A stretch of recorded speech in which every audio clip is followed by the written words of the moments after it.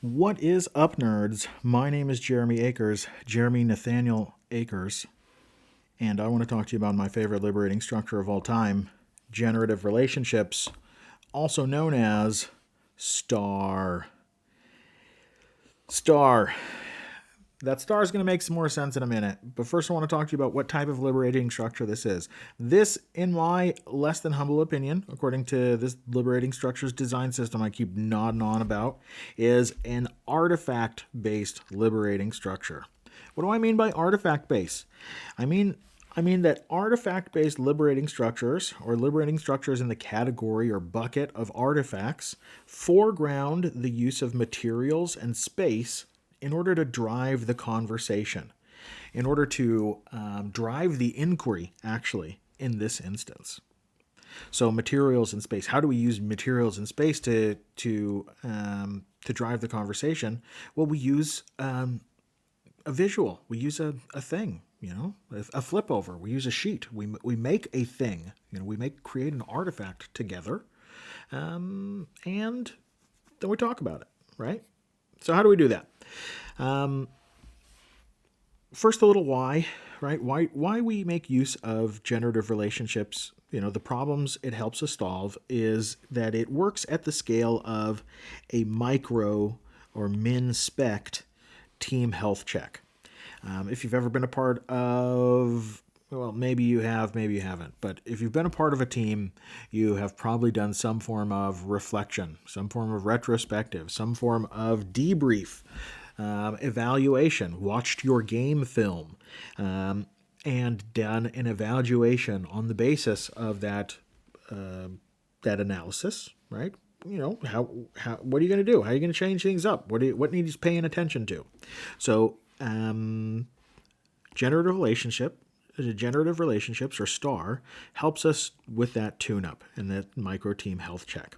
So what we're going to do really briefly is we're going to give everybody the basic scale of 1 to 5. On a scale of 1 to 5, we're going to answer 4 brief prompts. We're just going to do that all in this alone together type thing. I'm going to offer a prompt.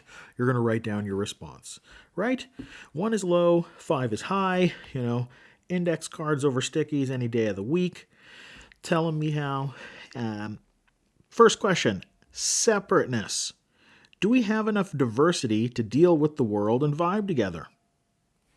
Do we have enough diversity to deal with the world and vibe together? If you think our diversity is low, give it a score of 1. If you think diversity is high, give a score of 5. Now, 5 might be too much, actually. You might have too much diversity, more diversity than you need to deal with the world at your doorstep. In which case, oh, you lucky son of a bitch. But nevertheless, 1 is low, 5 is high. Just give everybody a minute and write down the responses. Next up, T for tuning.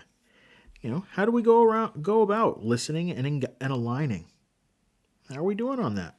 We crushing it on listening and aligning, or are we in the dumpster? Everybody comes up with their own conclusion, no discussions, just write it down. A for action. What about getting shit done? When it comes to acting together, especially, how are we doing? And R for reason. Is our reason or our purpose clear and transparent? Is it important to us? Does it matter? 1 is low, 5 is high. Let us know what you think, nerds. In just 5 minutes, you have put in the basics to creating an artifact. So the next thing we do is, we collate, we collect, and we create our artifact. So shout out to Barry and Christian from the Liberators for, putting out this bitchin' template that you can get either print or in this digital version. So all we do is we just, put up our scale if we want to. We just cluster whatever. We affinity map. We just to get everybody to just at the same time, in one fleet of chaos, put up all their scores for all 4 of these answers, right? Don't take forever about it, for crying out loud.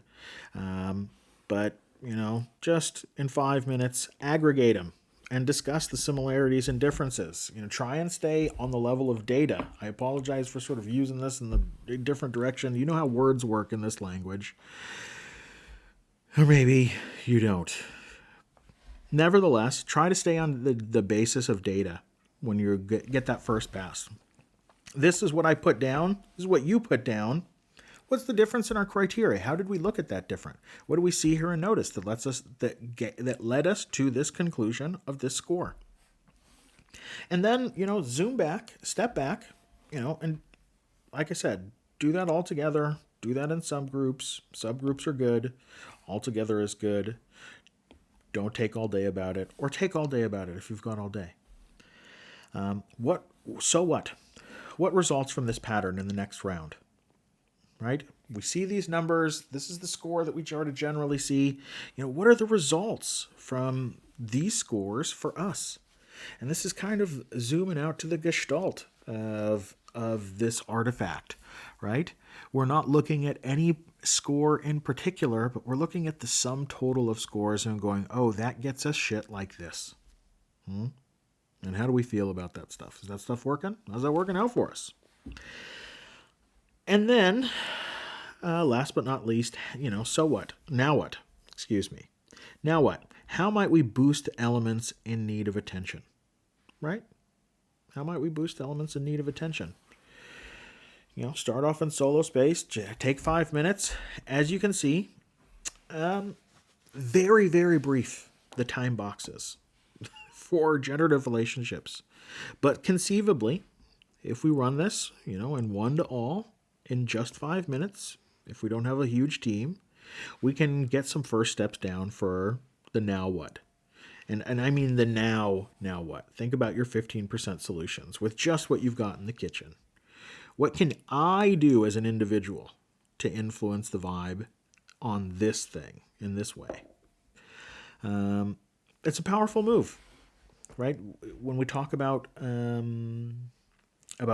change in open systems or complex dynamic systems, we really think about building the capacity for the group to sense and perceive itself, right? To activate the consciousness on perception of the group. We're activating the metacognitive move, right? So by looking at ourselves, the group that I normally experience from my subjective experience, right, or my objective experience, the group is me. I'm an object. I experience myself as the group. We can turn it into a subject. Bam! Oh, I now experience the group as not as a witness of the group, right? As a viewer of the group, and that separation gives us some, ironically, moving from object to subject, gives us more objectivity, gives us some wiggle room and some room to see the cracks where the light comes in that hint us at where we would like more possibilities. Anyway, I'll stop waxing philosophical about generative relationships and just sort of put this in another frame of reference. And I don't know how helpful this is or why even I'm doing it, but I think there's a relationship between separateness and, your seed phase. You need to have the requisite diversity to sort of get out of the scarcity trap. If you don't have enough capacity, basically, different capacities, you're sort of stuck. Once you're out of that scarcity trap, once you got that separateness down, you're really into a question about tuning, right? As you're bringing things into being. If you're going to raise this endeavor together, it's going to take a lot of tuning, and it's going to take a lot of coordination of action in order to bring about maturity. And, if and when we need creative destruction, we're gonna, and we will. Let's just say, just believe me, you're gonna need some creative destruction at some point.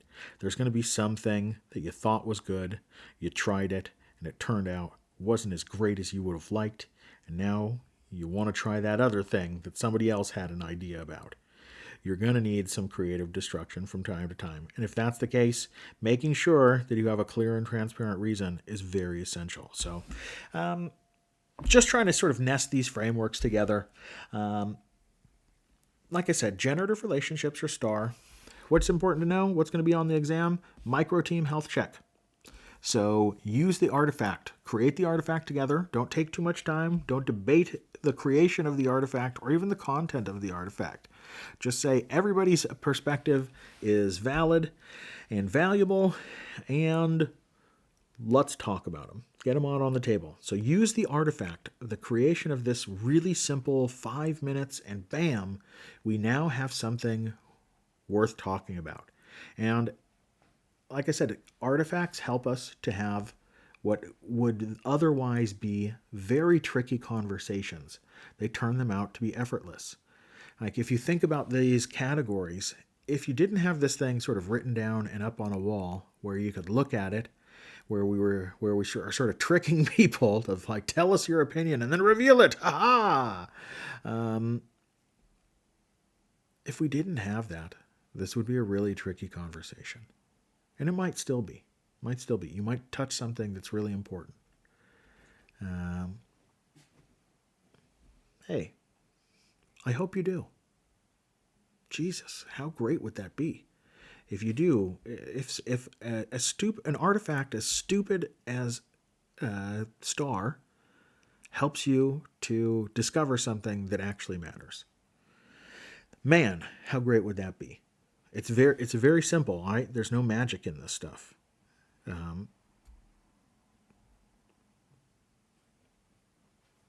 But it can help you find things that really do matter. And that's a really awesome combination of something that's simple, that can help us orient towards significance. Anyway, my name's Jeremy Akers, Jeremy Nathaniel Akers. I appreciate your time, attention, and energy. I'm feeling philosophical this evening, so fucking deal with it. Kisses.